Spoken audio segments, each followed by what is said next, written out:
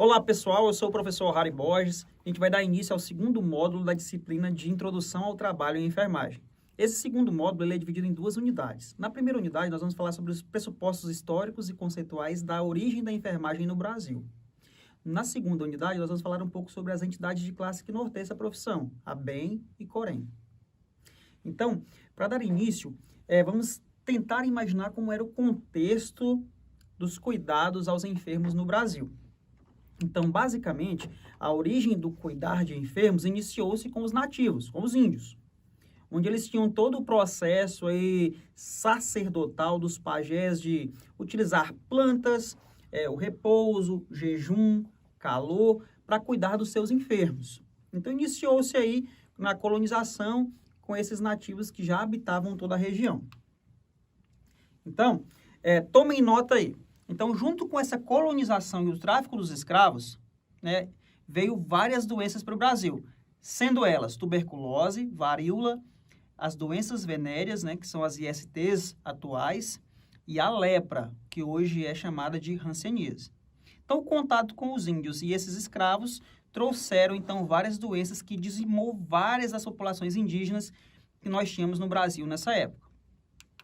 A primeira instituição hospitalar brasileira foi a Santa Casa de Misericórdia de Santos, que foi fundada em 1543. Então, ela foi fundada mesmo antes do primeiro médico chegar ao Brasil.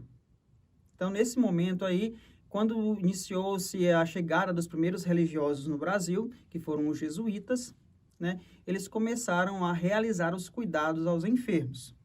Então, o primeiro nome importante da enfermagem, do cuidado ao enfermo no Brasil, é Francisca de Sande. Então, tomem nota aí.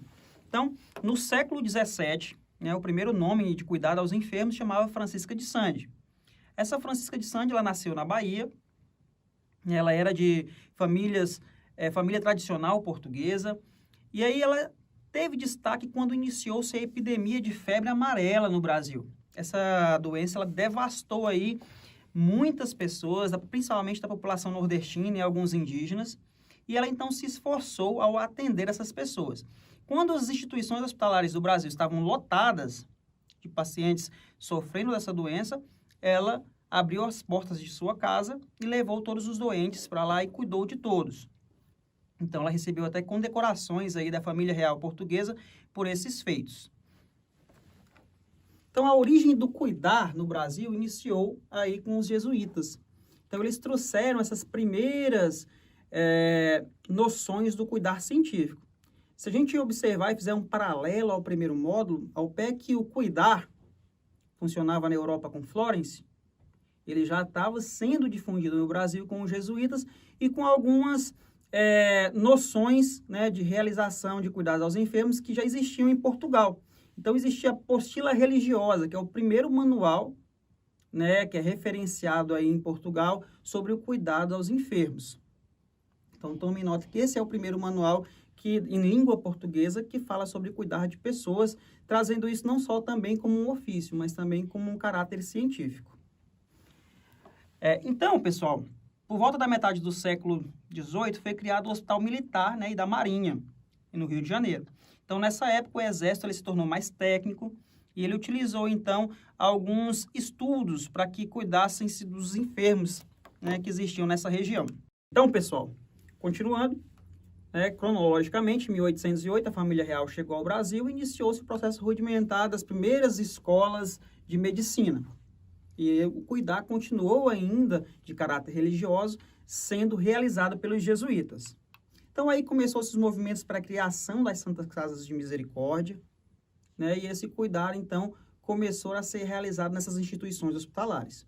Só para abrir um parênteses aqui, os hospitais, eles eram não só dotados de pessoas doentes, mas pessoas que estavam vindo de outros locais, peregrinos que precisavam ficar em isolamento, todos eles eram colocados, jogados, deixados lá nos hospitais.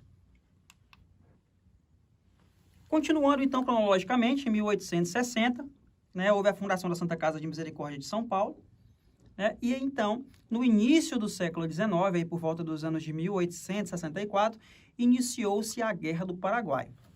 Então, essa Guerra do Paraguai ela foi a segunda guerra mais sangrenta da história. E aí o Brasil, juntamente com a Argentina, eles invadiram, né, o Paraguai, por brigas de territórios. E aí, então, né, surgiu um nome na enfermagem brasileira, que é Ana Justina Neri. Então, Ana Neri, ela era uma viúva, também de origem aí de família nobre. Ela nasceu na Bahia, e ela, então, tinha alguns filhos e parentes que estavam lutando na guerra.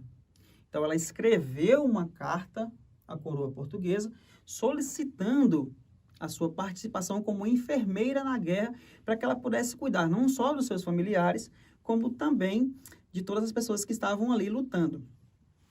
Logo depois, ela recebeu uma resposta do rei, autorizando ela como a primeira enfermeira brasileira a trabalhar em uma guerra.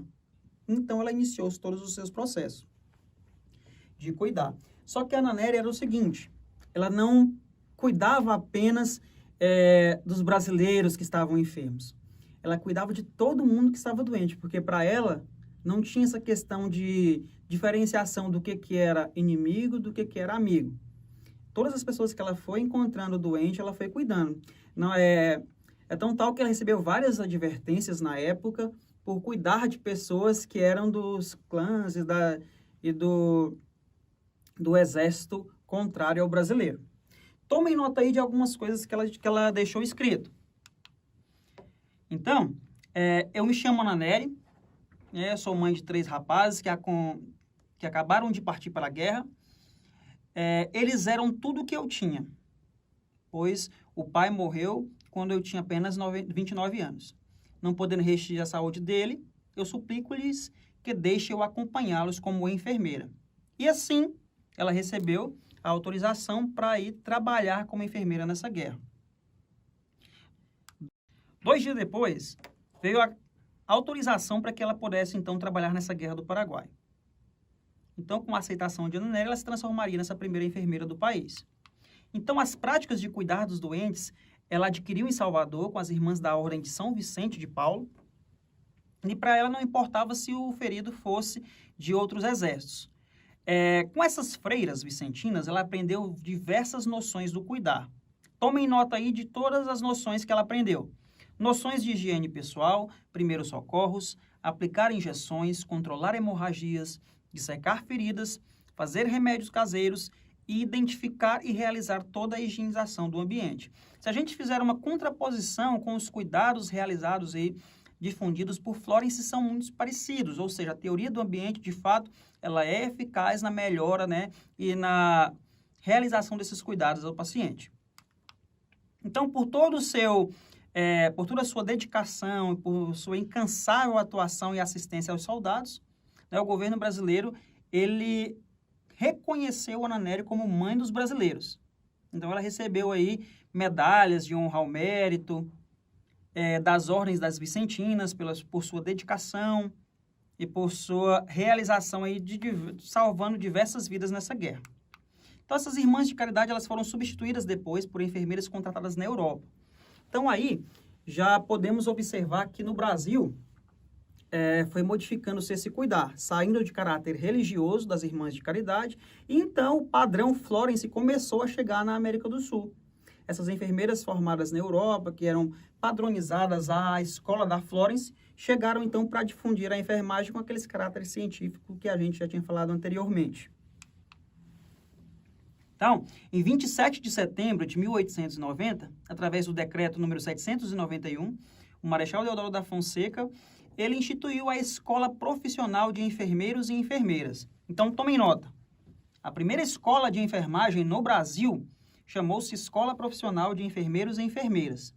Então, a sua fundamentação baseou-se na falta de mão de obra qualificada, que nessa época era realizada aí pelas irmãs de caridade, como eu acabei de falar, e elas tinham dificuldades ao se profissionalizarem. Então, foi preciso que essas enfermeiras chegassem para padronizar, então, esse tipo de cuidar e trazer aquele caráter científico. O curso, inicialmente, tinha apenas 2 anos. E ele era dado, assim, sobre responsabilidades dos médicos. Logo depois, foi criado o Departamento Nacional de Saúde Pública, né, por direção de Carlos Chagas, em 1920. Em 1921, então, chegou algumas enfermeiras patrocinadas aí pela Fundação Rockefeller e continuaram a gerir essa escola. Esse foi um momento em que a enfermagem ela saiu das mãos dos médicos, que davam aulas nessa época, aquele caráter bem mecânico do cuidar médico, e passou-se, então, a ser gerida por enfermeiras, certo? A enfermeira Esther Passos foi a primeira enfermeira a gerir essa escola de enfermagem. Logo depois, cronologicamente, tomem nota, chegaram mais 13 enfermeiras, criando o serviço de visitadoras de higiene. Elas realizavam treinamento emergencial, formação provisória e formação de enfermeiros para atuarem de forma mais rápida e realizar as visitas às famílias onde houvesse doentes. Então, aqui iniciou-se aquele processo de visita domiciliar que nós temos hoje. Ele é reflexo dessas ações que foram empreendidas aí nos anos de 1920.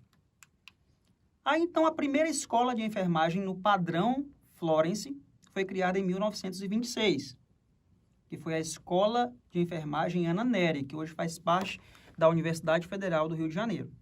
Então, o curso ele exigia 3 anos e ele passou, então, a exigir o ensino secundário como pré-requisito. E o trabalho dos enfermeiros e enfermeiras que eram formados era aí de 48 horas semanais. Então, eles tinham aulas teóricas, mas tinham algumas restrições. Então, só poderiam ser recrutadas mulheres, moças de classe média alta. Todas as negras eram barradas devido à questão social da época. Pobres podiam até ser recebidos com algumas restrições, desde que obedecesse à hierarquia e à disciplina. Continuando, então, em 1942, essa escola de profissional de enfermeiros e enfermeiras foi dirigida por diversos médicos, como eu acabei de falar para vocês, e no ano de 43 passou para a mão de enfermeiras. Assim encerramos a primeira unidade desse módulo. Estude esse vídeo, utilizem o material de apoio, revejam quantas vezes for necessário para melhor entendimento de vocês e até a próxima unidade.